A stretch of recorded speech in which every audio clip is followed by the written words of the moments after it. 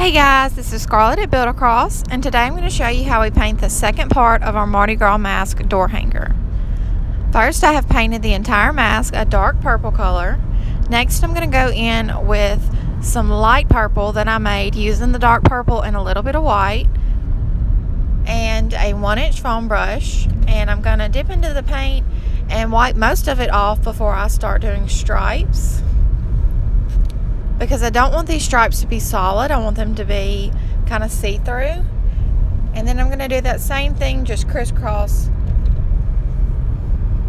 Same purple paint, just going over the stripes that I just did. And doing a little outline on the edges and in the eyes.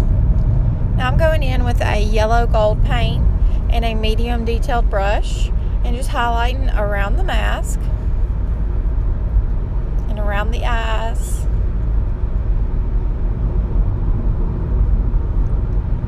Now I'm going to do the same thing with a darker green. This color is called Fern by Waverly.